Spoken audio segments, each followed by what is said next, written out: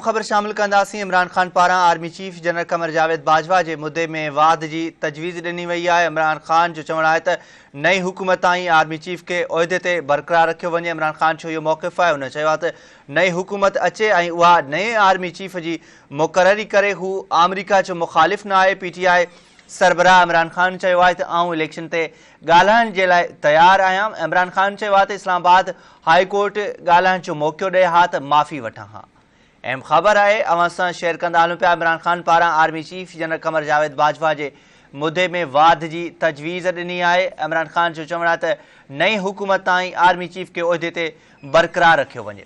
इमरान ख़ान जो इहो मौक़िफ़ आहे। अवां खे आगाह कंदा हलूं पिया। पाकिस्तान तहरीक इंसाफ़ जे चेयरमैन चयो आहे त नई हुकूमत अचे ऐं उहा नए आर्मी चीफ जी मुक़ररी करे। हू अमरीका जो मुख़ालिफ़ न आहे। संदसि चवण आहे त आउं इलेक्शन ते ॻाल्हाइण लाइ तयारु आहियां। इमरान ख़ान चयो आहे त इस्लामाबाद हाई कोर्ट ॻाल्हाइण जो मौक़ो ॾिए हा त माफ़ी ज़रूरु वठां हा।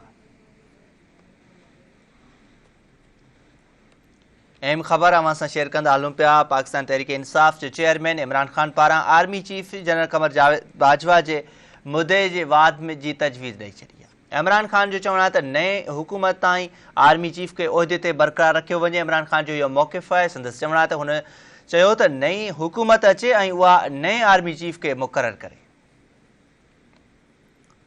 संदसि इहो बि चवणु हो त हू अमरीका जो मुख़ालिफ़ न आहे। PTI सरबराह इमरान ख़ान चयो आहे त आउं इलेक्शन ते ॻाल्हाइण जे लाइ तयारु आहियां। हुन चयो आहे त इस्लामाबाद हाई कोर्ट ॻाल्हाइण जो मौक़ो ॾिए हा त ज़रूरु माफ़ी वठां हा।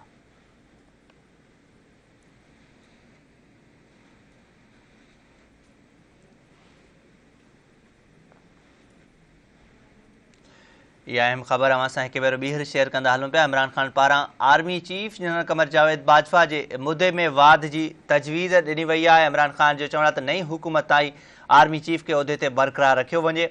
हुन चयो त नई हुकूमत अचे ऐं उहा नए आर्मी चीफ जी मुक़ररी करे।